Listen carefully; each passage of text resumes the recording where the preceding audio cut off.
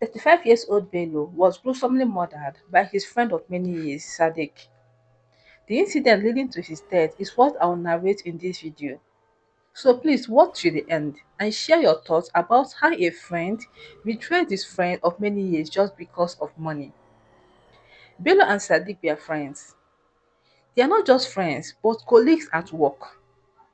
They worked at the Kano State Electricity Distribution Company. They did almost everything together, to the point that when Sadiq was laid off from work, Bello did everything he could to bring him back. As soon as he was promoted, one of the first things he did was to reinstate his friend back to his position. Bello loved Sadiq more like a brother. As time went on, Sadiq resigned from his job and got employed with the Federal Internal Revenue, a better paying job because his friend Bello was so happy when he told him the news. The job paid better than the previous one, so Bello asked his friend in confidence to tell him how he was able to secure such job because it's very difficult to land such jobs considering the situation and the unemployment rate of the country. Sadiq confided in Bello that he actually bought the job and to afford a better life for himself and his family. Bello felt he should try to secure such job as well. To this effect, he sent the sum of 3 million naira to his friend. This money was meant to pay for the job slot at the Federal Internal Revenue Service of the state. Few days or weeks after he made the payments, and on a Sunday afternoon, Sadiq called his friend on phone. He asked him to come meet him at Muhaba filling station to take his job offer. Bello was with his wife when this call came in, and he was overjoyed. And immediately he asked his wife to get him his car keys. Unknown to him, his friend had another plan, an evil one at that.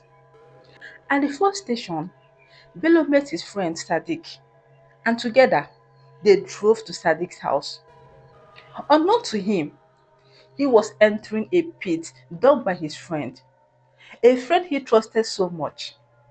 Sadiq had already stationed some boys outside of his home. They were waiting for them to arrive, and as soon as they stepped in, they rushed in and locked the door. They attacked Bello, tied him up, and in the process, his teeth caught Sadiq's finger and he bit it off.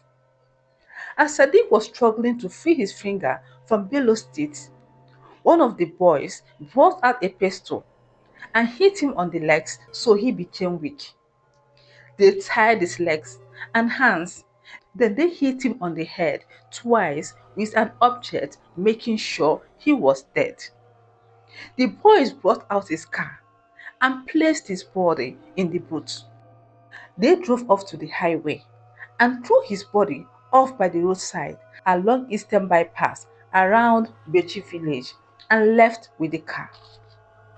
At home, Bello's wife waited for her husband's return, but he didn't show up.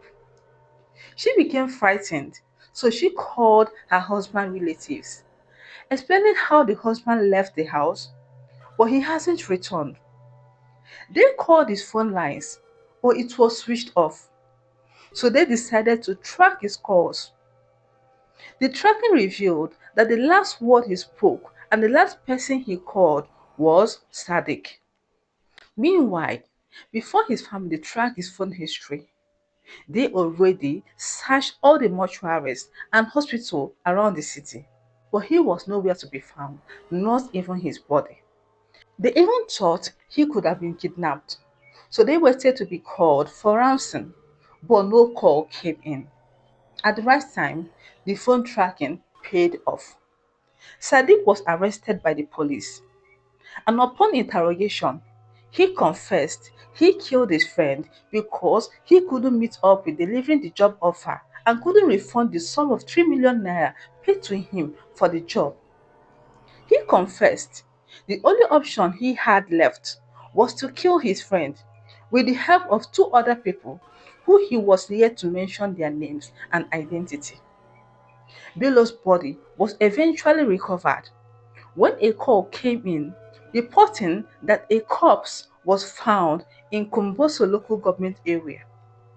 The body was identified to be Bello's body. The deceased car was recovered as well, but his phones had not been recovered at the time I made this video. The deceased has since been buried. His death left many relatives and friends in severe pain. The deceased colleagues at work narrated how sad his death made everyone feel.